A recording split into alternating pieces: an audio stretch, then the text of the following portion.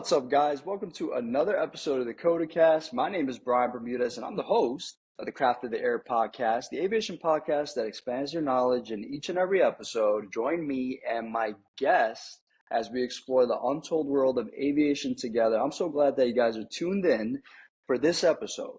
As you guys can see, I am joined by one of my closest friends. Mohammed is back on the show, ladies and gentlemen. He is back. I wanted Mohammed on the show. Mo, thank you so much for taking the time out of your schedule and coming on the show with me, man. I greatly appreciate it. Hey, always happy to be on this show, man.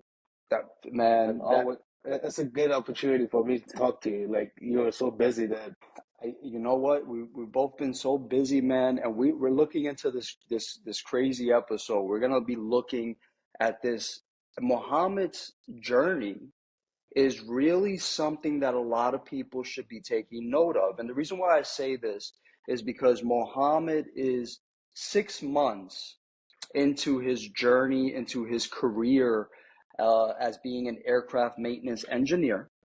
And, being an aircraft maintenance engineer for 6 months, coming out of A&P college, there's so many things that people can learn from Mohammed's experiences. We're going to go in depth into the differences and the similarities between what you're learning in A&P school and what mechanics are actually doing out there with the airlines. What you find out may shock some people. It's not apples and apples, so to say, when we look at what we're learning in A&P school and translating that into what we see out there. But just so many things that we're going to take a look at the testing and all the changes that have been going on and really taking Mohammed's input on everything. But first things first, Mohammed, how has your journey been so far? You've been an A&P mechanic for 6 months now with a major airline at a major airport, I should note, working one of the hardest shifts, the night shift on the line. Fill the listeners and the viewers in a little bit about how your experience has been so far. Start with the good things. Walk us through it. well, personally, I like to give the bad news first. Is that Okay, go ahead. the bad news is you will be working through rain, you will be working through storms, you will be working through snows. It will be cold at a point where your hands will basically freeze. The blood Literally, vessels will freeze, literally. and you'll be like, "Why did I choose my career?" But then you remember how much you love it. Okay, yeah, this is true.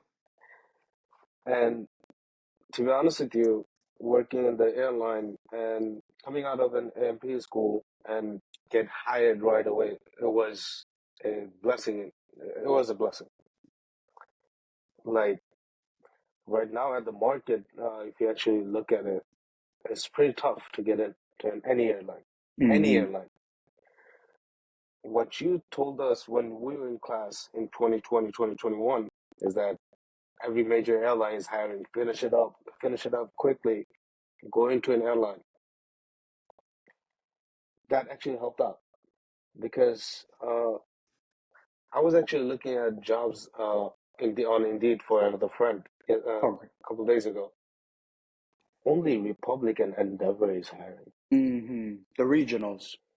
Yeah, it's the marketplace is tough, but once you get in, uh, to all the people who are actually going to school right now or actually in the process of getting their licenses, my suggestion would be get your foot in the door.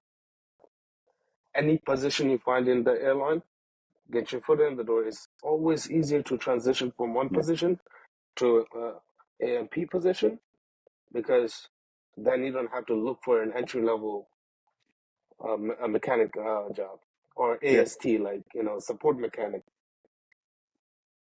because if your foot is in the door already, you are almost halfway there.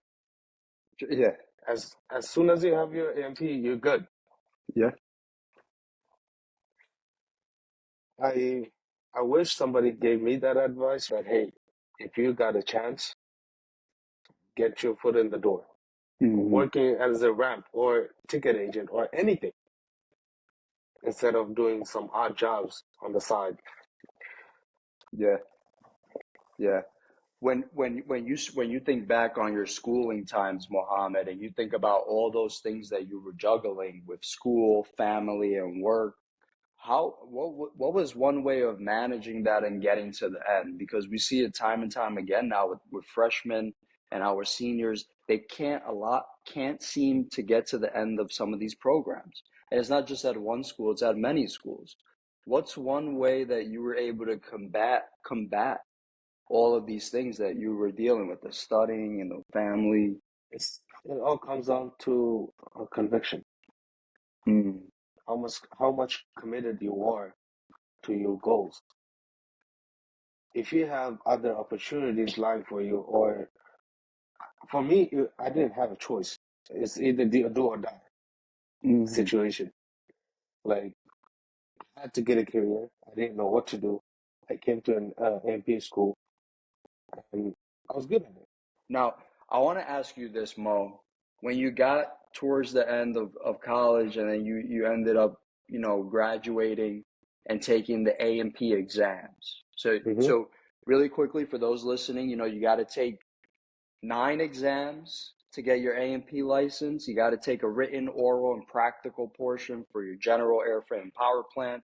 You take that with a FAA designated mechanic examiner, and it's a federal exam. Sometimes it takes a while, sometimes it takes a day, but it could be a very long test.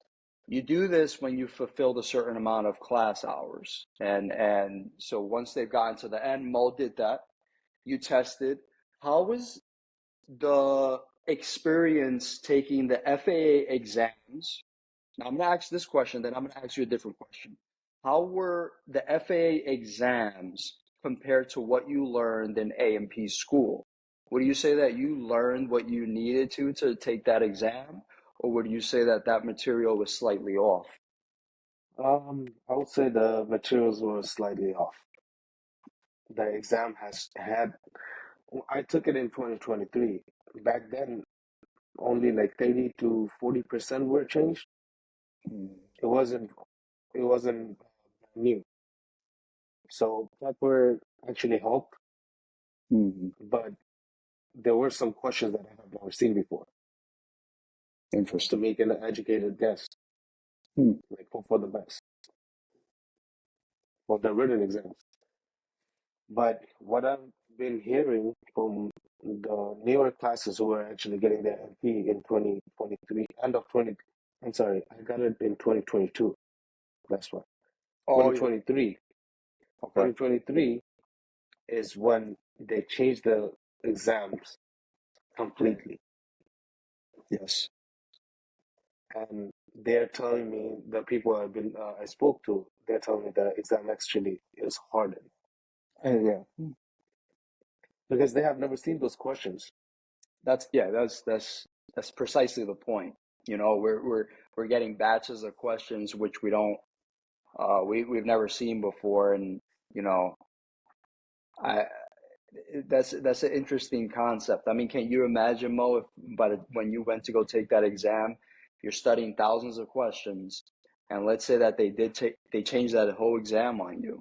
Half that test would have been brand new with Yeah, new questions. but at the same time, like as you mentioned, Hmm. thousands of questions. That's just on prep work. Then you go Yeah. into Jefferson. Yeah. Then you go into other books. That makes everything seem impossible. I know one person who was dedicated, who actually studied Hmm. and gave the test almost 5 times for written exams Yeah. because they were changing the questions so much. We didn't have the reference material to what to study. Mo, I just recently worked with somebody. Our company, Craft of the Air, we offer tutoring, and I work with students to prepare them for the exam when they've exhausted, their resources at school and stuff. And I have a student that recently had to take it 3 times, Mo, because of this reason. The Yeah, questions were just so different than what, and not only studying prepware, but studying Dauntless, looking yeah, at the Jefferson textbooks, the ASA yeah. textbooks. How how long did it take you to prepare for those exams, Mo, when you were studying? For my written exams, I would say each exams were 2 weeks. And Okay, when I say 2 weeks, I mean about 16 hours a day. Like the way I was doing it for prepware is that I go through each section, and until I can get 100% on each section, I would now move forward. smart. It, that's one of the ways that I seen like the result comes out good, because even with 100% on prepware for every single chapters on my exams, I got 75. Obviously, he passed his FAA license exams. He went on into the field. He's been a successful engineer out there for 6 months. And actually, I'm jumping all over the place because I'm just thinking this. There's no script on this show, ladies and gentlemen. I'm thinking this, Mo. I wanted to ask you this question. You know how you took you went to A&P school and you took your FAA licenses at the school that you went to? Mhm. Why do people go to one school and then when they get to the end, they pay thousands of dollars and they travel thousands of miles away to go to crash courses and then they go to take their A&P licenses in other states? Why would somebody do? Why are so many people doing that across the country? One of the comments I can make in that regards is that I feel like our schools, after we graduate, we don't have that value no more. Basically, Mm, like after you graduate, there's no crash courses for us for a refresher course. Like about 75% on general aviation, instead of people who are coming out, they're actually going to the main airlines. We don't need general aviation experiences. yeah. We need jet engines. We don't have jet engines in. It's interesting because when you think at this when you think of the broader narrative of what Mo is saying, this is not a, a, a Vaughn issue. This is not a New York State issue. This is not a tri-state issue. This is a nationwide issue issue. with outdated training resources for us as mechanics.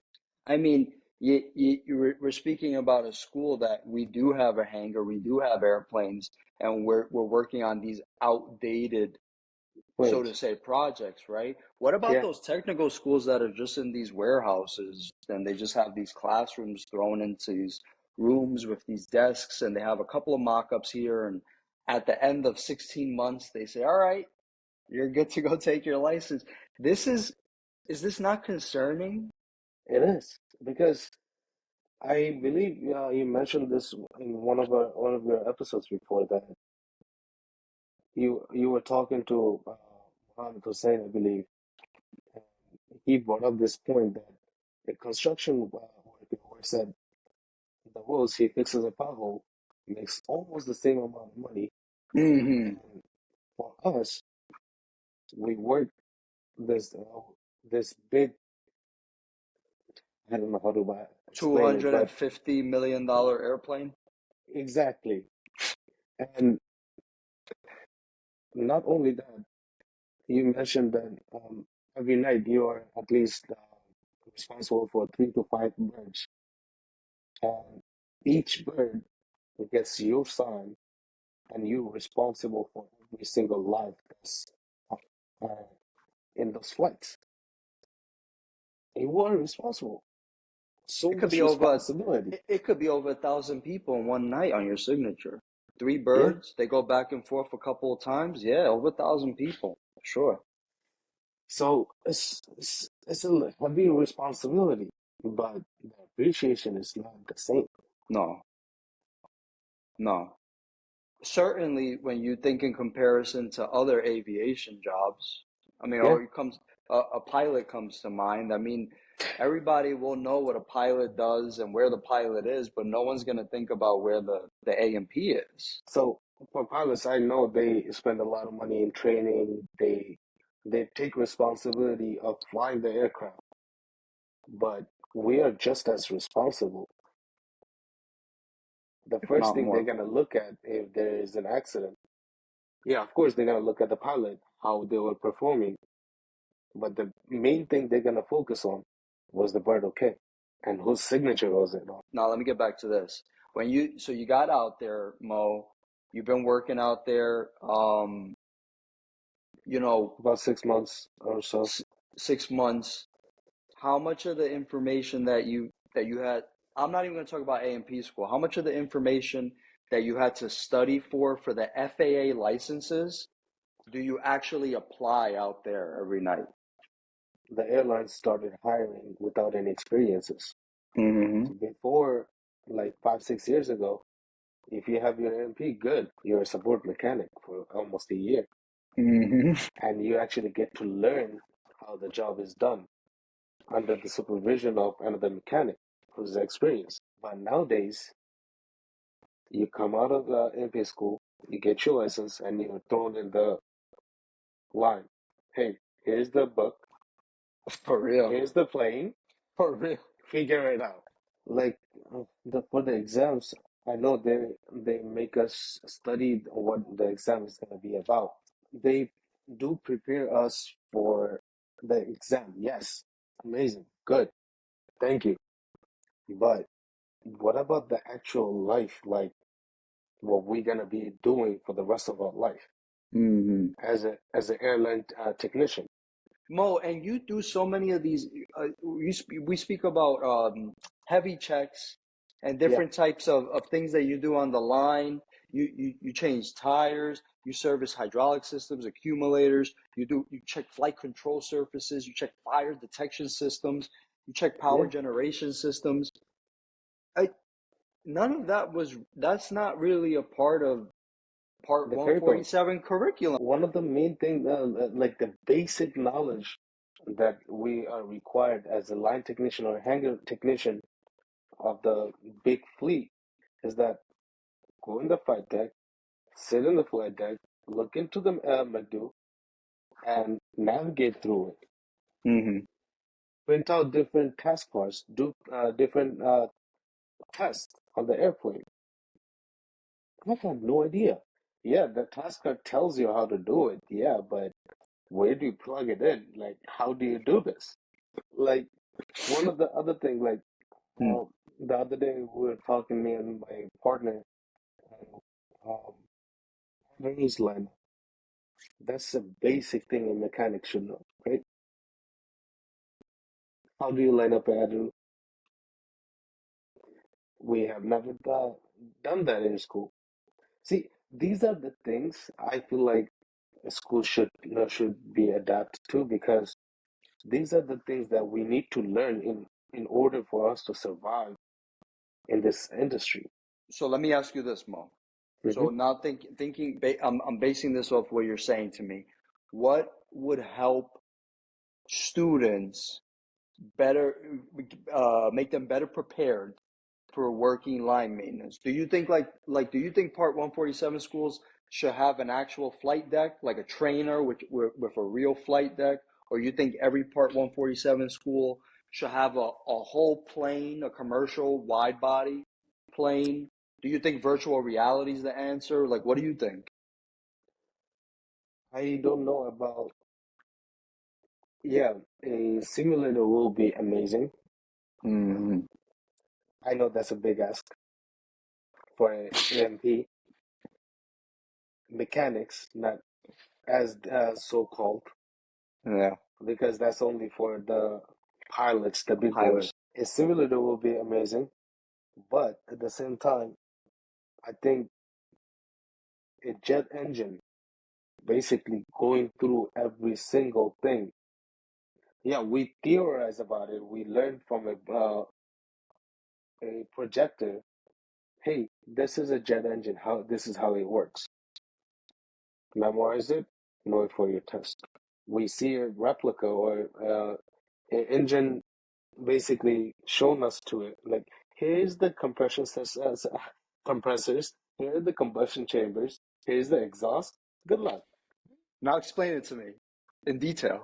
Yeah, like what each one does. I understand what each one does, but what comes after? How do you maintain it? How do you translate that picture that Mo just said of the jet engine to telling a brand new A&P, hey, go do a IDG oil change? Exactly. What? What is an IDG? What's an IDG? Yeah, it's true. Uh, It's true. It's true. and And every engine is different. yes. Every engine is different. If you don't know, I understand they gave us the basic idea of jet engines, but I don't think they prepare us for enough preparation for be thrown into the wolves. Like, here's the Mm-hmm. paper, go do your job. So when I first came to this industry, after graduation, after I got my license, I'm still with my liaison, and I basically had to empty out my mind, basically saying that I have no idea about planes, Mm-hmm. and relearn every single thing. Hydraulic reservoirs, I understand the classes that we took. Oh, this powers this, this powers that. Amazing.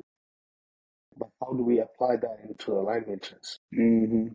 Like looking up the manual, ordering parts, Yes. looking in the IPC, finding the Yes. part number. That takes time. Oh yeah, and The- people don't realize you don't when you're gonna go change something on a plane, you're gonna go change a landing light on a plane. It's not like go into a room, go into a closet, get a light bulb, boom boom done. No, Mohammed has to go back. He has to look at an illustrated parts catalog. He has to go to the ATA chapter 33. He has to look for the exploded picture. He has to just to find the lamp, the part number, and that's just him finding the part number. Then he has to go to another manual, then order the parts, pick pick it slip up, it, go then get it, then go drive back, back. drive back to the plane, put it back on, and then again go back to the computer, tracks it, or put it in. Yeah, Yeah, write it now. I forgot about that. Yeah, it doesn't end. That's for a light bulb, listeners and viewers. That's a lamp. You know, and then he had to ops check it. God yeah. knows what happened. If ops check fail, Mm. They yeah, changed the whole box. If that doesn't yeah, fix it, now you gotta troubleshoot the wires. that'll happen to the mechanic like on the coldest day of Oh yeah, the year, and yeah, yeah, that's about right. I think I was gonna ask you, Mo, when you yeah, went, when you got into the airlines, they send you guys away for training for the Gen yeah. Fams and all of that. Actually, Was that helpful? I didn't get Gen Fan. Okay. I straight went to the system classes. I took Oh, E190 and A330 system classes. how So were those? system classes oversees Gen Fan, supersedes it. Oh, So I didn't get Gen Fan. So okay. system classes, it was similar to the AP school. Basically, it was just dedicated for that system, that bird, A320 family. So it was easy. It's not that hard. It's like 2 weeks, 3 weeks. Talk about different components. That's when I actually learned. Hey, this bird Mm, has this component, and mm-hmm. that bird has that component. Like for E190, it's called ICU. For A320, it's called HCU. Same exact thing. There's reverser deactivation and activation. Lockout. Yeah, yeah. That's just That a small example. That's a good example, actually. And for people that are not familiar with it, you can have two planes that look exactly alike, or you can have a 37-900 ER next to a 37 Max. It can be completely different systems on there, and that's Yeah. why these airlines send them for this. And it's interesting that Mohammed actually mentions that he was able to learn a good deal, good information from the systems class. Yeah. You know, when you look at aviation, you're 6 months in. At some point, you're not going to be the rookie mechanic anymore. You're going to start to Definitely become the not. seasoned one. What do you see coming into the field on your end? Do you see seasoned, dedicated mechanics? Do you see kind of people that are just there to be there? People that are not trained? What are you seeing for the future? To be honest with you, there are two types of people, two types of mechanics, if I can actually say it. Hmm. I don't want to say the wrong thing and piss off some people. No, there's no script on this, guys. We don't edit this show. Go ahead, Mo. So basically, is that there are people who is willing to learn, and there are people who is just to be there to make the money. I've heard about people, or I've seen people who does only service trips, and Hmm. have heard about people who does only tires. He's there for almost 10 years now. He's the tire guy. Basically, he's not good for anything else. Yeah, And that's the, the crazy part is, if you're good at it, you are thrown into the pits, basically, to work this out of service while those guys are chilling in the break room. That's what I was my intake in that. Like, I don't, it doesn't make sense to me, no, it because doesn't. if I can be sitting in the break room just like that, making the same money, why would I work Yeah, this hard? It doesn't make it sense, does it? it doesn't. It's like the prime example of the boss always gives more work to the good workers Yeah. because you're not going to give it to the people that can get it done. So the people that are good at their job typically get more to do, and people that are sitting in a break room, and it's not right, of course. And these are the types of things that you're seeing coming into the field. Is definitely not encouraging. Definitely not something you want to see. Uh, Hopefully, more people are actually going out there and working with you, Mo, than actually sitting in a break room. I would hope. Not gonna lie, I have a couple of good friends that I went in together. We were in class, and they were actually better than me. Mm, I learned a great deal from them. mm-hmm, So they had previous experiences from other airlines. So I was the rookie of that group, mm-hmm. and I didn't have any experience. So basically, I was fascinated by saying that, oh, I'm working in this airplane. They're looking at me like, oh, okay, that's how Yeah, the they're system used works. to it. I have learned a great deal from them. I really appreciate. I just wanted to give a shout out for them. Of course, no. And you know, Mo, as we begin to wrap this episode up, I if you had to offer one piece of good advice for some students that are going through the process that you already went through, the studying and all of that, what's a good piece of advice that you can give them? Oh, that's a big question. That's a very big question, right? Because what I would say to pass the exams, do whatever you need to do. Is basically learn, memorize everything, all the information that you need to memorize.